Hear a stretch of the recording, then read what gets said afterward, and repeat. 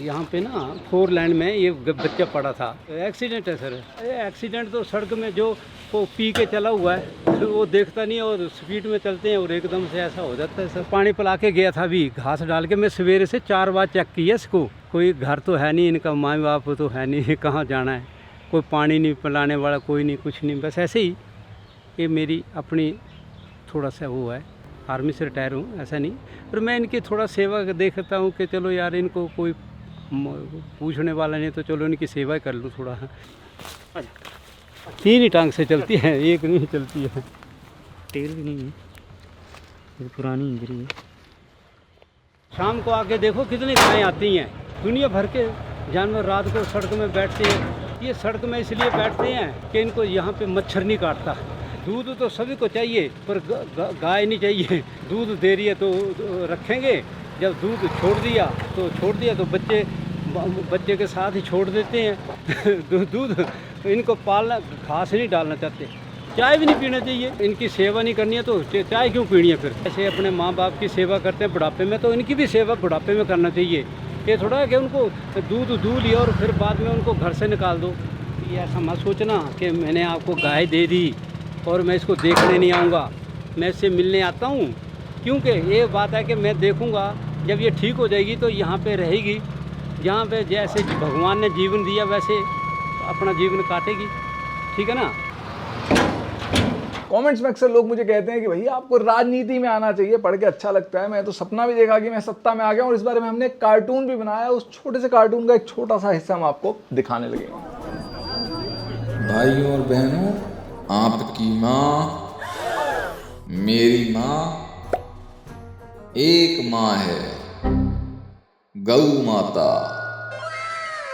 और जो गाय को नहीं खाता है वही हमारा मतदाता है। और आज से वो एक ही नारा लगाता है, भैया में भैया, भैया। देवियों और सज्जनों, जनता ने फैसला सुना दिया है। इसके आगे क्या हुआ और फिर उसके आगे क्या हुआ, वो सब आपको देखने के लिए हमारा पूरा cartoon people farm toons channel पे देखना होगा, जिसका लिंक हमने अपने डिस्क्रिप्शन में दिया है। आजा मेरा बच्चा, आजा मेरा बेटो। अरे बाप रे, अरे बाप रे, ऐसे गुड बॉय। अरे गुड बॉय, फ्लॉप्सी तो बहुत ही गुड, फ्लॉप्सी तो बहुत ही गुड बॉय मेरी बेटी। बस इनफ, बस अपन घूम आए ना। ये बिल्कुल भी बैलेंस नहीं कर पाता अपना शरीर, बिल्कुल भी नहीं, इसलिए हम इसको बाहर नहीं निकालते, क्योंकि ये चल नहीं पाता, फिर ज़्यादा इधर उधर होने की कोशिश में इधर उधर गिरता है बहुत ज़्यादा, जिसकी वजह से हम इसको छोटे एरिया में रख रहे हैं ताकि इसको कोई इंजरी ना हो। जो इसके केयर टेकर थे उन्होंने बताया कि कोई 10-15 दिन पहले उनके लोकेशन में इस डॉग को छोड़ गया। क्या हुआ बच्चा मेरा, क्या हुआ बच्चा मेरा, गीला गीला गंदा गंदा हो गया, गीला गीला ऐसे गंदी गंदी हो गई, गंदी गंदी हो गई, फ्लॉप्सी गंदी गंदी हो गई। अभी तो हम यही सस्पेक्ट कर रहे हैं कि टिक बाइट फीवर की वजह से इसका बॉडी बैलेंस कम्प्लीटली जा चुका है, न्यूरोलॉजिकल डैमेज है। बाइट फीवर में काफ़ी अलग अलग टाइप के बॉडी में सिम्टम्स देखे जाते हैं। कई बार डॉग पूरी तरीके से डल हो जाता है ना, खाना वाना छोड़ देता है, और कई बार ऐसे सिम्टम्स भी आते हैं। बट हम कोशिश कर रहे हैं कि अच्छे ट्रीटमेंट से शायद ये ठीक हो सकता है, तो अभी इसकी ट्रीटमेंट शुरू कर दी गई है। फ्लॉप्सी कमन कमन, गुड गर्ल फ्लॉप्सी, गुड गर्ल फ्लॉप्सी। इसके केयर टेकर थे, काफ़ी टाइम से वो इसकी ट्रीटमेंट कराने की कोशिश कर रहे थे, लेकिन कोई असर नहीं हो रहा था। ये अपना बॉडी कंट्रोल नहीं कर पाता है, तो इसको सुसु पॉटी का भी पता नहीं चलता, ये बाहर नहीं जा पाता। जिस भी एरिया में है वहीं पर ये सुसु पॉटी कर देता, तो उनको दिक्कतें आ रही थी रखने में। इसको अच्छी ट्रीटमेंट या जो पूरा लव मिलना चाहिए था, जो केयर मिलनी चाहिए थी, वो नहीं मिली, और इस वजह से आज ये हमारे हॉस्पिटल में। खूब सारा खेलना फ्लॉप्सी, खूब सारा खेलना, ऐसे फ्लॉप्सी को खेलना नो। जैसा कि हमने आपको प्रॉमिस किया था, आज के ब्लॉग में हम आपको दिखाने वाले हैं कुंग फू पांडा का रेस्क्यू स्टोरी, लेकिन थोड़ी देर बाद। बिल्कुल हम कल रेस्क्यू करके आए हैं। उसके टेस्टिकल्स में बहुत बड़ा जख्म है, हमें लग रहा है कि वायर से उसके वहाँ पे कटा है नीचे टेस्टिकल्स के अंदर। पोलन बहुत ज़्यादा हो चुका है, मैगेट्स खा रहे हैं, उसमें इन्फ्लेमेशन हो गई है। हम बेटाडीन से क्लीन करके लोराक्टिन लगा रहे हैं और इसको पैक कर देंगे।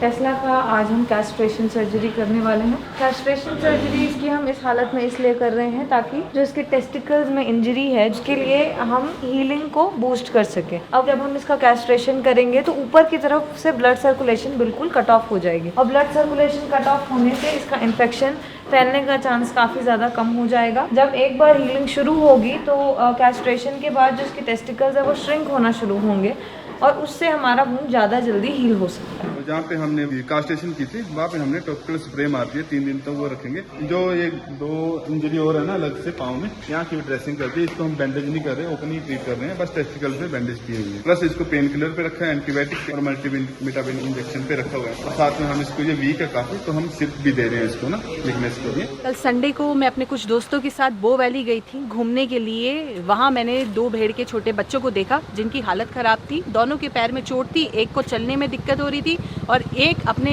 कोहनियों के बल पे चल रहा था। मैंने मालिक को ढूंढा, उनसे पूछा कि क्या आप इनका इलाज करवा रहे हैं, तो मालिक ने बिल्कुल मना कर दिया। मैंने उनको जो भी सुझाव दिए उन्होंने वो मानने से मना कर दिया। अभी हम जा रहे हैं उन दोनों को रेस्क्यू करने के लिए। हम पहुंच गए हैं बो वैली फाइनली। भैया हम पहुंच गए ना? हाँ ठीक है, आप आ जाइए।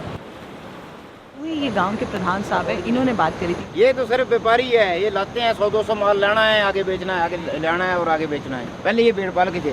वैसे भेड़ बकरे क्यों पालते हैं? ये आय के लिए ही सर मुना जाता है इनका काम है, और दूसरा ये बेच के थोड़ा अपना घर का घरेलू सर चला लेते हैं। मैं और जो मेरे कुछ दोस्त हैं वो पैसे इकट्ठा कर रहे हैं क्योंकि वो अंकल ऐसे तो मान नहीं रहे, ना ट्रीटमेंट के लिए मान रहे हैं ना ऐसे देने के लिए मान रहे हैं कि हम इलाज करके वापस दे दें उनको। तो इसीलिए अब हम उनको खरीद के लाएंगे। वो दोनों बच्चे मेरे देंगे। आराम से देखो इसके पैरों में फंस रखी है। आ जा। हम तेरे को अच्छी जगह लेके जाएंगे। अरे कहाँ जाएगा तू? चोट लगी है, कहाँ जाएगा? छोड़ दो मैम इसको भी, छोड़ दो इसको, छोड़ दे। नहीं होगा इसको, छोड़ दो। बहुत पहाड़ी जाया, छोड़ दो, नहीं होता इनको दर्द। ये भी चलेगा साथ में, चल पड़ेंगे, नहीं होगा इनको। अरे ओ भाई हम काटने वाले नहीं, बचाने वाले हैं। ओए मेरी अम्मा रुक जा। देखो हालत देखो इसकी, शक्ल देखो इसकी।